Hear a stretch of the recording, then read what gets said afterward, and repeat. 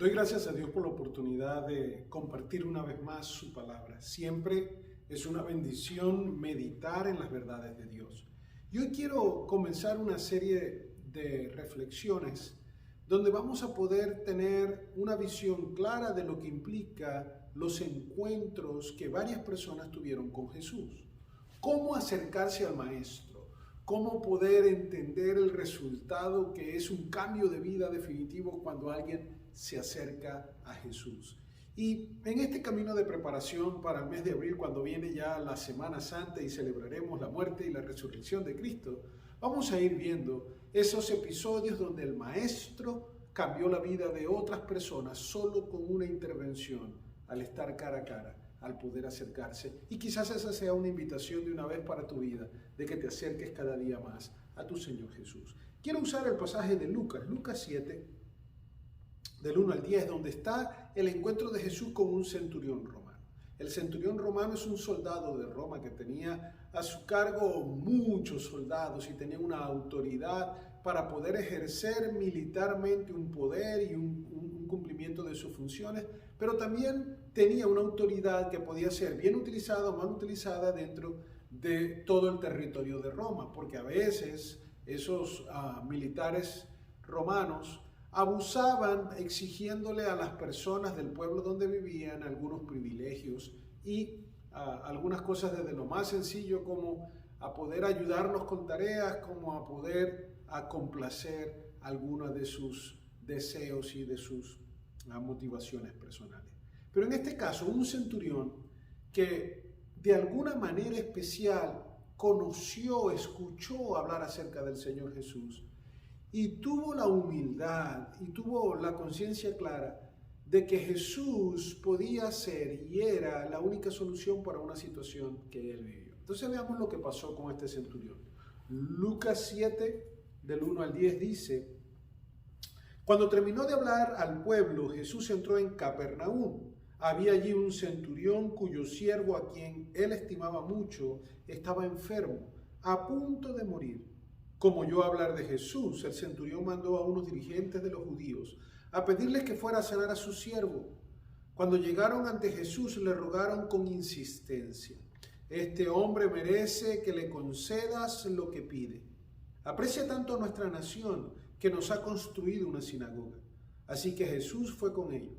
No estaba lejos de casa cuando el centurión mandó a unos amigos a decirle: Señor, no te tomes tanta molestia, pues no merezco que entres bajo mi techo. Por eso ni siquiera me atreví a presentarme ante ti. Pero con una sola palabra que digas, quedará sano mi siervo. Yo mismo obedezco órdenes superiores y además tengo soldados bajo mi autoridad. Les digo a uno, ve y va. A otro, ven y viene. Le digo a mi siervo, haz esto y lo hace. Al oírlo, Jesús se asombró de él. Y volviéndose a la multitud que le seguía, le comentó: Les digo que ni siquiera en Israel he encontrado una fe tan grande. Al regresar a casa, los enviados encontraron sano al siervo. Qué interesante es poder ver la manera en que este centurión romano percibió, entendió y actuó para encontrarse con Jesús. Y de él, que no es un judío, sino que es un gentil, es romano, él que no fue criado y desarrollado en la fe, que no tenía la expectativa de un Mesías, que quizás su cosmovisión de la vida estaba contaminada por todo ese panteón romano, greco-romano, esos ídolos, esos dioses, cuando su posición social y económica les llevaba a poder ser alguien sumamente déspota. Por lo contrario, aparece aquí con actitudes que Jesús mismo, como leíamos aquí en este pasaje, el versículo 9, se asombró de las conductas y de las palabras de este centurión. Aprendamos algunas cosas para nuestra reflexión de cómo podemos tener ese factor, ese detalle de espíritu, de acción y de entendimiento, de fe que el centurión tuvo. Lo primero que nosotros vemos es que este centurión entendía que no tenía la capacidad de resolver todas las cosas. Él sabía que ni su posición, ni su estatus social, ni su poder militar, nada, no había nada que pudiera realmente hacer las cosas más importantes de la vida.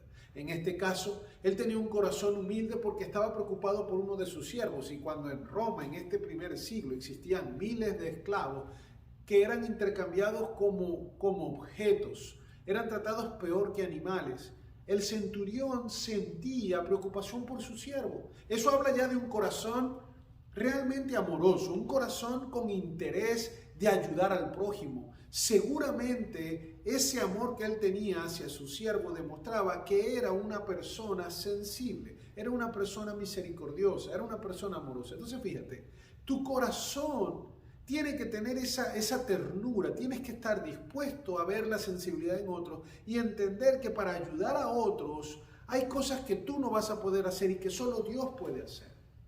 La gran diferencia entre muchas personas hoy en día en nuestra sociedad es que confían de lo que pueden tener, de lo que pueden hacer en base a relaciones y posiciones, estatus. Pero este hombre que tenía una de las mejores posiciones que se podían anhelar en la sociedad, está confiando plenamente en que Jesús puede resolver lo importante. Y lo importante son los temas de vida y muerte. Aunque nos preocupamos por lo que vamos a comer, por cómo nos vamos a vestir, por el trabajo, por la provisión económica, realmente lo que nos debe importar es lo que afecta a la vida y lo que afecta a nuestro destino. Cuidar la vida física, la vida terrenal, pero también cuidar la espiritual. Asegurar que vamos a tener una comunión con Cristo cuando estemos en el momento de partir de este mundo y estar con Él. Este hombre se preocupa por su siervo, demuestra un corazón humilde, un corazón lleno de amor, que es algo que tú y yo tenemos que imitar, pero también reconoce que él no puede hacer nada importante por otras personas. Podemos ayudar económicamente, podemos colaborar, pero el único que puede sanar la enfermedad, el único que puede restaurar el alma pecadora y traer la salvación y la santidad, el único que puede realmente hacer un cambio poderoso en otros es Cristo. Así que este hombre tuvo la humildad de entender que tenía que pedir ayuda. Era un hombre de corazón sensible y un hombre con humildad de poder pedir ayuda. Así que, ¿qué hizo? Él, como oyó hablar de Jesús, mandó a unos líderes judíos a que fueran a pedirle ayuda, a decirle: necesito que hagas el milagro de sanar a mi siervo. Pedir ayuda. Entonces, si empezamos a ordenar las ideas, yo quiero animarte a que primero reflexiones en el corazón de este centurión. Es un corazón humilde y sensible, un corazón que valora la vida humana, un corazón que ama al prójimo, aunque no lo podía considerar socialmente un prójimo porque para los romanos, los judíos y otros tipos de etnias y pueblos que habían conquistado no estaban a su altura. Para este corazón, para este hombre, sí estaban. Él entendía el valor de la humanidad, él tenía un corazón sensible a las necesidades de otros. Entonces tú tienes que tener esa actitud. Porque Dios valora eso, porque eso es ya parte de lo que el Señor espera de ti. Entonces, segundo, tienes que tener la humildad de pedir ayuda. Reconoces que para cosas importantes, ¿cuáles son las cosas más importantes? Solo hay una procedencia divina que puede ayudarte y ese es Dios. Mandó a pedir ayuda. Pero lo curioso es que cuando Él le manda a pedir ayuda a través de los dirigentes judíos, recuerden que el romano ya había conquistado a los judíos, así que la relación era de conquistador versus conquistado, era una relación de opresión, no era una relación voluntaria de una amistad sencilla, sino que casi siempre era tensa. Sin embargo, cuando ellos van a hablarle a Jesús, las palabras de ellos en el versículo 4 son: este hombre merece que le concedas lo que pide. Y ellos argumentan que les había dado a ellos como nación la oportunidad de construir sinagogas. Recuerden que el templo ya no había estado en algún momento en el periodo intertestamentario disponible. Después de que habían ido desde antes al cautiverio, nace la necesidad de tener sinagogas. Y la sinagoga era la opción común para poder reunirse y estudiar la palabra. Luego, ya en el tiempo de estos años del Señor Jesús, ya había sido restaurado el templo y entonces ahora había dos opciones: templo y sinagoga. La sinagoga era la opción para no tener que ir a Jerusalén, para muchos que estaban lejos, pero todavía en Jerusalén también había sinagogas porque era como el encuentro de la comunidad íntimo para estudiar la palabra. Ahí estaban los fariseos dirigiendo la sinagoga y los saduceos dirigían el templo como dos líderes religiosos de la época. Pero este hombre había tenido un buen testimonio, había sido no solo sensible con ese corazón por interés con el siervo, sino que se había conducido de una forma adecuada, de una forma sin igual. Se había interesado por respetar los derechos de aquellos que estaban bajo su autoridad. había interesado en permitirles adorar a Dios en la sinagoga, les había invertido económicamente un dinero. Era un hombre de un testimonio correcto en la sociedad, al punto tal de que ellos se atreven a decirle a Jesús, Él se merece, Él se merece. Él se merece que lo haga, como si fuera por mérito que Jesús hace las cosas. Pero esto era de la buena percepción que ellos tenían acerca de este centurión. Tercera cosa que tienes que tomar en cuenta, entonces cuida tu testimonio. ¿Qué opina la gente de ti? Cuando la gente viene a orar por ti, puedes decir, Señor, tú sabes que es un hombre de bien, que es una mujer de bien. Cuando la gente opina acerca de ti, sabemos que no hay perfección en nosotros y no somos totalmente buenos y tenemos deficiencia y tenemos cosas que seguir mejorando y nuestras relaciones interpersonales no siempre son de óptima calidad con todos, pero por lo general deberíamos tener ese buen testimonio. La gente debería poder decir, es un hombre de bien, es una mujer de bien. Entonces, tercero, tienes que cuidar tu testimonio.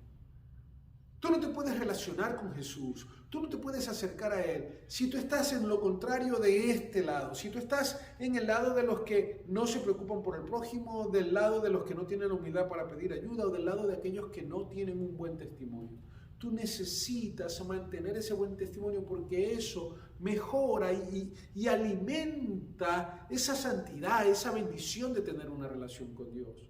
Entonces era un hombre de buen testimonio, un hombre que tenía una buena opinión en la boca de todos los que estaban alrededor de él. Jesús decide ir con ellos, pero después viene ahora algo más especial. Dice la palabra del Señor que cuando él ya venía cerca de la casa, el centurión manda a otra comisión, a otro grupo de sus amigos, es decir, tenía varios amigos. Y en esta ocasión le manda a decir, Señor, ni siquiera me atreví a venir a ti, porque sé que no soy digno. No creo que sea necesario que vengas a mi casa, porque yo no soy digno de ti. No merezco que entres en mi techo. Entonces fíjate, la gente por su buen testimonio decía, él se merece. Pero él sabía y entendía quién era. Entendía que tenía que estar en una posición de reverencia ante Jesús. Y él dice, yo no me merezco que tú entres en mi casa. Por eso ni siquiera me atreví a venir delante de tu presencia, porque entendía que él no era digno. Entonces esa otra cualidad que el centurión tiene es el entendimiento de la necesidad de santidad para acercarse a Dios. Él era un hombre que entendía que para acercarse a Dios tenía que haber fe. Y esa fe también iba relacionada con el hecho de entender que la pureza de Dios requería una santidad. Y él dijo, no soy digno de que entres a mi casa, por eso ni siquiera me atreví a acercarme a ti. El centurión estaba bien claro de cuáles eran sus fortalezas y cuáles eran sus debilidades. No podemos decir que era un discípulo de Dios, que era alguien que entendía que Jesús era el Cristo, el Mesías, pero por lo menos entendía claramente su situación. Él era bien justo con analizar su propia condición. Él entendía los pros y los contras de su vida pecadora. Después él hace una quinta cosa que es reconocer la autoridad de Dios. Y esto es especial, porque él dice, Señor, así como yo tengo hombres y soldados bajo mi cargo, o yo recibo órdenes, yo entiendo tu autoridad, entiendo tu poder y sé que si tú solo das la orden, mi siervo será sano. El quinto elemento que está en la vida de este hombre es el entendimiento pleno del poder de Dios, del obrar de Dios. Eso es fe. Y Jesús dice que quedó sorprendido, le dijo a los que estaban con él, ni siquiera yo puedo haber visto esa clase de fe en Israel. Era un hombre que tenía una clara conciencia de que Dios es el único todopoderoso que puede hacer y que no necesita que nosotros hagamos o digamos algo. Él solamente necesita que su autoridad sea reconocida, esa fe, esa confianza en Él. Entonces Jesús obró y cuando regresaron a casa del centurión, ya el siervo había sido sano. Ya el siervo había sido sano. Qué bello. Aprendemos del centurión todos estos detalles.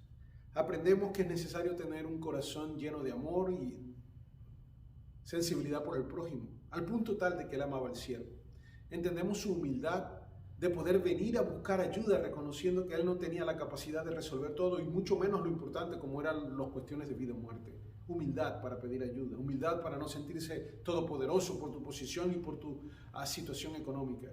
Tercero, vemos ese buen testimonio que él contaba porque la gente decía, él se lo merece. Había sido bueno al darles la oportunidad de tener sinagoga y hasta de invertir en ello. Un testimonio especial, un testimonio digno. Cuarto, la conciencia clara de su condición pecadora y de la necesidad de santidad, porque dijo, no merezco que entres a mi casa, por eso ni siquiera quise venir delante de ti. Y quinto, fe, entendimiento de la autoridad de Dios. Estos elementos son un ejemplo de cómo tú y yo debemos entender cuál es el mejor procedimiento para acercarnos a nuestro Maestro. Para venir a Jesús necesitamos venir con la humildad de reconocer su grandeza, teniendo fe en Él, entendiendo que Él tiene la palabra, que Él puede obrar, que Él quiere obrar porque Él te ama, entendiendo que Dios espera de ti ese corazón sensible, que Dios espera de ti que vengas en oración a pedirle a Él, porque Él dice, si estás cargado, trabajado, ven a mí, yo te voy a dar descanso. El ser humilde y el reconocer, dijo Jesús, el pobre en espíritu es el que va a recibir el reino de los cielos. Necesitas hacerlo, cuidar tu testimonio, tener una conducta que no afecte negativamente a los que están a tu alrededor. Dios quiere eso de ti y eso hace que tu solicitud, tu oración sea aún más recibida con agrado porque la vienes respaldando con hechos. La condición clara, como cuando Moisés se acercó a la zarza que ardía. Dios le dijo, quítate las sandalias porque vas a entrar en un lugar santo, no puedes venir a mí si no hay santidad en tu vida, si no hay conciencia clara de que tienes que dejar el pecado. Esa conciencia clara que este hombre tuvo, que dijo, Señor, no soy digno, no vengas a mi casa, por eso ni siquiera te quise ver al rostro. Esa misma conciencia que llevó a Pedro al reconocer a Jesús resucitado y sentirse desnudo y tirarse al agua porque no quería estar así. Esa conciencia que llevó a Isaías, a Ezequiel, a poder decir, Señor, pobre de mí, he visto tu santidad y no voy a sobrevivir. O en el caso de Isaías, a tener un carbón en sus labios para restaurarlo y purificarlo. Esa conciencia es necesaria. No puedes relacionarte con Dios con pecado. El pecado atrofia tu relación con Dios. El pecado te quita el gozo de la salvación. El pecado te afecta porque te desanima, te hace sentir culpable porque eres culpable. Pero el amor de Dios te restaura, el amor de Dios te limpia, el amor de Dios tiene poder. Tienes que creer. Entonces haz esa reflexión en estos detalles. ¿Cómo está tu amor hacia el prójimo? ¿Cómo está tu interés? ¿O solo oras por tus cosas? ¿O solo te interesa tu vida? ¿Cómo estás en cuanto a la humildad de reconocer cuando necesitas ayuda? Para pedirle a Dios, para pedirle a un consejero, para pedirle al pastor, para pedirle a tu familia. ¿Qué tanta humildad hay en ti? ¿Cómo es tu testimonio delante de otras personas? ¿Cuál es la opinión que ellos tienen de ti, de tu conducta, de tus decisiones, tus valores, tus principios? ¿Qué tan justo eres con tu autoevaluación de tu santidad? ¿O crees que Dios, porque es amor, acepta todo lo que tú hagas? Estás equivocado porque Dios es amor, pero es justo. Su amor no va lejos de su justicia. Él espera lo justo y te ama. Él rechaza el pecado. Aunque te ame a ti, te pide suelta el pecado. No eres digno, tienes que venir y saber que la dignidad te la da solo Jesús en la cruz, porque Él murió por ti y tomó tu lugar. Él te justifica, eso es lo que te hace digno. No necesariamente tú no eres merecedor. 5 elementos en la vida del centurión que tú y yo tenemos que imitar: su amor al prójimo, su humildad para pedir ayuda, su buen testimonio delante de los que estaban a su alrededor, su conciencia clara de pecado y necesidad de santidad para relacionarse con Dios, y en quinto lugar, su pleno entendimiento de la autoridad de Dios y la fe en que Dios puede y es el único que salva y que puede hacer las cosas. En esos 5 elementos tú puedes comparar tu vida, usarlo como un espejo para decir cómo estoy yo en cada uno de ellos. Y poder hoy pedirle a Dios que te ayude a crecer en ese desarrollo de tu personalidad, de tu vida cristiana, para que puedas alcanzar las bendiciones de Dios, que en el caso del centurión fue el que se le complació en la solicitud que hizo. Quizás hoy tú que estás escuchando esta pequeña reflexión, estás escuchando al Espíritu de Dios que te dice es contigo, necesitas arrepentirte de tu pecado. El Espíritu de Dios te llama a una comunión con el Padre. Entonces tienes que comenzar a desarrollar esa humildad de poder venir a Él, de entender que necesitas santidad, dejar a un lado tu pecado. Quizás hoy es el día en que el Señor te da salvación a ti, así que si ahí estás sintiendo eso, te pido, cierre tus ojos y ora. Dile, Señor Jesús, perdona mis pecados. Me entrego plenamente a ti. Te pido que tú me guíes a partir de ahora, me sujeto a tu autoridad y me comprometo a estudiar tu palabra para poder vivir conforme a tus principios. Creo en ti, dame un lugar en el cielo. Amén y amén. Si has hecho eso, el amor de Dios está en ti actuando y ahora te has sellado con el Espíritu Santo. Ya hay una fiesta en el cielo porque hay una persona más que ha sido traída a Cristo. o traída a Dios a través de Cristo, con la intervención del Espíritu Santo. Hermanos, tenemos que crecer y tener fe como el centurión, humildad como el centurión, conciencia clara de nuestra situación, arrepentimiento de nuestros pecados y buscar la santidad.